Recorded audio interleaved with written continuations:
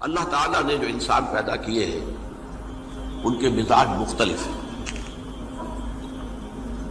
ان میں کچھ لوگ ہوتے ہیں جو قوی ہوتے ہیں ارادے کے، جو فیصلہ کر لیا ڈٹ گئے. کچھ لوگوں میں وہ قوت ارادی اتنی مضبوط نہیں ہوتی، وہ ادھر ادھر سوچتے رہتے ہیں. کچھ لوگ جسمانی طور پر بہت توانا ہوتے ہیں، کچھ لوگ جسمانی طور پر پیدائشی طور پر کمزور ہوتے ہیں. تو اگر کوئی قوت ارادی کمزور رکھنے والا شخص ہے، وہ بھی تو اللہ کی تخلیق ہے، اللہ کا بندہ ہے. خطاؤں کا ظہور ہو جاتا ہے، توبہ کرتا ہے، پھر کچھ عرصے کے بعد پھر خطا کا ظہور ہو جاتا ہے، پھر توبہ کرتا ہے.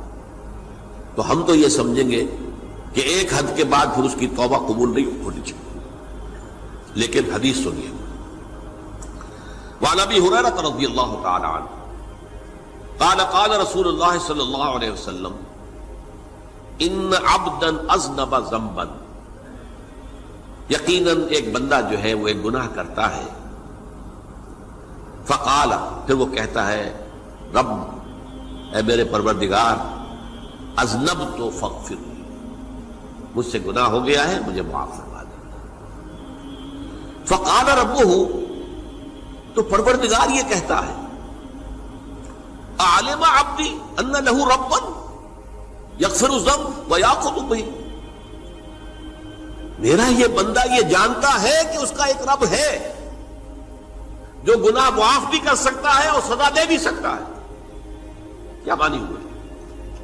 گناہ اس نے کیا ہے لیکن جانتا ہے اللہ کو کہ وہ معاف بھی فرما سکتا ہے، تبھی تو وہ اللہ سے معافی کی درخواست کر رہا ہے. اس کے اس جاننے کی بنیاد پر، اس کے اس علم کی بنیاد پر، اس کے اس ایمان کی بنیاد پر فرمایا غفرت لعبدی، میں نے اپنے بندے کو معاف کر دیا. ثم مکث ما شاء اللہ، پھر وقت گزرا جتنا کہ اللہ نے چاہا. ثم اذنب ذنبا، پھر اس سے گناہ ہو گیا. فقال رب اذنبت ذنبا فاغفر، پھر کہتا ہے پروردگار مجھ سے گناہ ہو گیا، پھر مجھے معاف فرما دے. فقال ربہ، اللہ فرماتا ہے عالم عبدی ان لہ ربا یغفر الذنب ویأخذ بہ، میرا بندہ ہے نا جو جانتا ہے کہ اس کا ایک رب ہے، ایمان باللہ اس کے اندر ہے، تبھی تو پکار رہا ہے. اور یہ بھی جانتا ہے کہ وہ گناہ معاف بھی کر سکتا ہے اور چاہے تو پکڑ بھی سکتا ہے، سزا بھی دے سکتا ہے. تو فرمایا، اللہ تعالیٰ فرماتے ہیں میں نے فرمایا کہ میں نے معاف کر دیا. ثم مکث ما شاء اللہ، پھر ایک عرصہ گزرا اس کے بعد. ثم اذنب ذنبا، پھر اس نے گناہ کیا. قال رب اذنبت ذنبا آخر، اس نے کہا پروردگار میں نے تو پھر ایک اور گناہ کر دیا، فاغفر لی، مجھے بخش دے.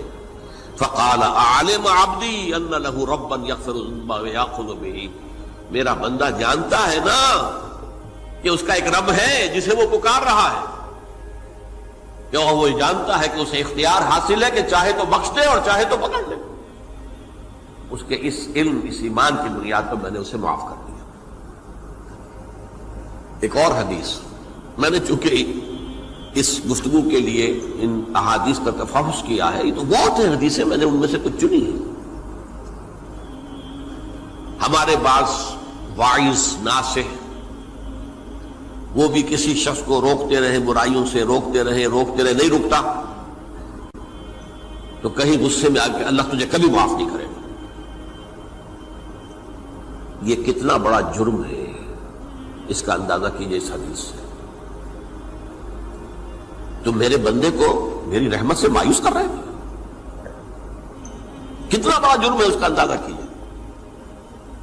یہ مسلم شریف کی روایت ہے عن جندب، حضرت جندب رضی اللہ تعالی عنہ سے، ان رسول اللہ صلی اللہ علیہ وسلم حدث، کہ اللہ کے رسول صلی اللہ علیہ وسلم نے ایک واقعہ بیان کیا.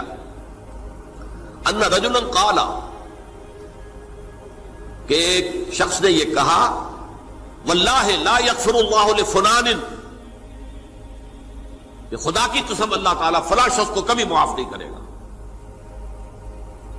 وَأَنَّ اللَّهَ تَعَالَى قَالَ، اس پر اللہ تعالیٰ نے یہ فرمایا منزل الذی یتعلی علیہ، یہ کون ہے جو میرے اوپر حکومت کرنے والا آ گیا، جو میری طرف سے حکم لگا رہا کہ میں کبھی معاف نہیں کروں گا؟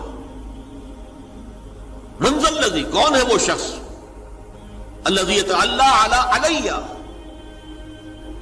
انی لا اغفر لفلان، کہ میں فلاں شخص کو کبھی معاف نہیں کروں گا، قد غفرت لفلان، اس کو تو میں نے معاف کر دیا، واحبطت عملہ، اس شخص کے تمام اعمال میں نے ضائع کر دیے کہ تم نے میرے بندے کو مایوس کیا۔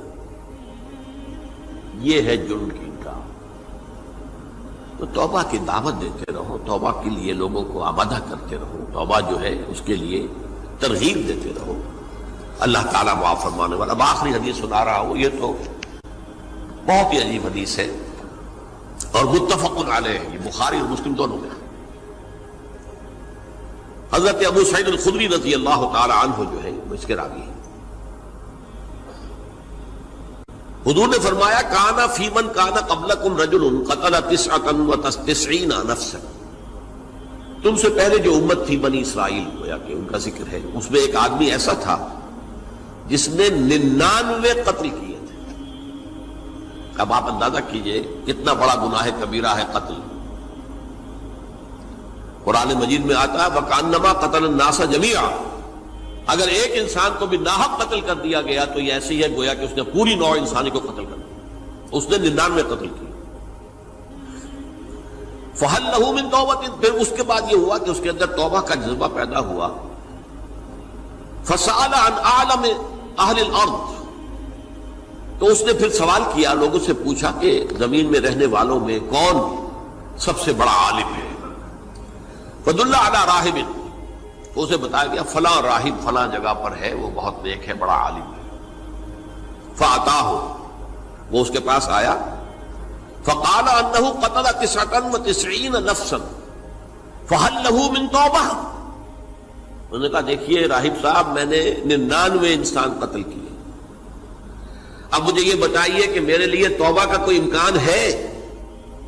فَقَالَ لَا، انہوں نے کہا نہیں۔ فَقَتَلَهُ، اس نے اس کو بھی قتل کر دیا۔ فَكَمَّلَ بِهِ 100، اپنی سینچری مکمل کر لی، مطلب 99 کے بعد ایک کی کسر تھی، اس کو بھی قتل کیا، 100 پورے کر لیا۔ ثُمَّ سَأَلَ عَنْ عَالِمِ أَهْلِ الْأَرْضِ، پھر اس نے پوچھا کوئی اور کوئی بڑے عالم انسان ہو۔ فَدُلَّ عَلَى رَجُلٍ عَالِمٍ، پھر اس کی رہنمائی کی گئی ایک بڑے عالم شخص کی طرف۔ فَقَالَ إِنَّهُ قَتَلَ 100 نَفْسٍ، تو اس نے وہاں جا کر کہا کہ میں 100 انسان ہلاک کر چکا ہوں، قتل کر چکا ہوں۔ فَهَلْ لَهُ مِن تَوْبَةٍ، میرے لیے توبہ کا کوئی امکان ہے؟ فَقَالَ نَعَمْ، کہا کیوں نہیں، 100 قتل کیے تب بھی کیا ہے، توبہ کا راستہ دروازہ کھلا ہوا، مَا لَمْ يُغَرْغِرْ، جب تک کہ وہ گھنگرو نہیں بج رہا اس وقت تک تمہارے توبہ کا دروازہ کھلا ہوا ہے۔ فرمایا نعم، وَمَن يَحُولُ بَيْنَهُ وَبَيْنَ التَّوْبَةِ، تمہاری توبہ کے درمیان اور تمہارے درمیان کون حائل ہو سکتا ہے؟ توبہ کا دروازہ کھلا ہے۔ لیکن ساتھ ہی کہا انطلق الی ارض کذا و کذا، اب تم ایسے کرو جہاں تم رہتے ہو وہاں نہ جاؤ واپس، وہاں کا ماحول اچھا نہیں ہے، معاشرہ اچھا نہیں ہے، ہو سکتا ہے کہ تم توبہ پر قائم نہ رہ سکو، تم فلاں جگہ چلے جاؤ، وہاں اچھے لوگ آباد ہیں، ان میں جا کر رہو۔ فإن بها اناسا یعبدون اللہ تعالی، وہاں ایسے لوگ آباد ہیں جو اللہ کی بندگی کرتے ہیں۔ فاعبد اللہ معہم، تو تم ان کے ساتھ مل کر اللہ کی بندگی اور پرستش کرو۔ ولا ترجع الی ارضک، اپنی زمین کی طرف اپنے وطن میں واپس بن جاؤ۔ فإنها ارض سوء، وہ بری جگہ ہے۔ فانطلقا، تو وہ چل پڑا، ہجرت کر رہا ہے، اس جگہ جا رہا ہے جہاں کا راہب نے بتایا تھا۔ حتی اذا نصف الطریق، جب آدھا راستہ اس نے پورا کر لیا، اتاہ الموت، موت آ گئی۔ فاختصمت فیہ ملائکۃ الرحمت و ملائکۃ العذاب، اب وہ جہنم کے فرشتے بھی آ گئے اس کی جان قبض کرنے کو، اور جنت کے بھی آ گئے۔ فقالت ملائکۃ الرحمہ، رحمت والے جو فرشتے ہیں جنت والے، انہوں نے کہا جا تائبا مقبلا بقلبہ اللہ تعالی، یہ شخص توبہ کر کے اللہ تعالیٰ کی طرف ہجرت کر رہا تھا، اس لیے اس کی نیت کی بنیاد پر اب یہ جنتی ہے، لہذا اس کی روح ہم قبض کریں۔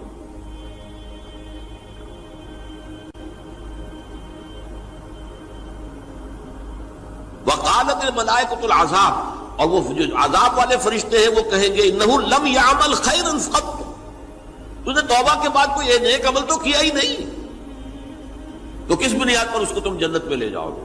اس کو تو دوزخ میں جانا چاہیے۔ فاتاہ ملک فی صورت آدمی، تو ان کے پاس اللہ نے ایک اور فرشتے کو بھیج دیا آدمی انسانی شکل کے اندر، فجعلوہ بینہم، تو ان فرشتوں نے کہا بھائی ہمارا فیصلہ کرا دو، اس کی روح ہم لینا چاہتے ہیں یا ہم لینا چاہتے ہیں، انہیں حکم بنا دیا۔ فقال قیسوا ما بین الارضین فإلی ایتہما کان اقرب، کہ تم فاصلہ ناپ لو جہاں سے وہ چلا ہے اور جہاں جا رہا تھا اور یہاں اس کی موت ہو رہی ہے، تو کون سا فاصلہ زیادہ ہے؟ جب ناپا گیا، بلکہ ایک حدیث میں آتا ہے کہ اس پر اللہ نے زمین کو جو ہے حکم دے دیا، ایک طرف والی زمین تو سکڑ جا، دوسری والی جو ہے تو پھیل جا، تاکہ وہ جدھر جو وہ جا رہا تھا وہ زیادہ قریب ہو جائے بنسبت اس کے کہ جہاں سے وہ چلا تھا۔ تو اس فیصلے پر پھر جو فرشتے تھے، جو کہ رحمت کے فرشتے تھے، وہ اس بندے کو لے گئے جنت کے اندر۔ یہ ہے توبہ کی عظمت اور اس کی تاثیر۔ قدرت تھی جس باغ بنائے، جگ سنسار تمامی،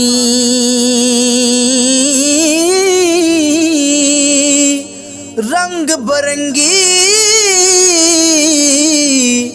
اے بوٹے لائے، تے کچھ خاصے کچھ عامی، رنگ برنگے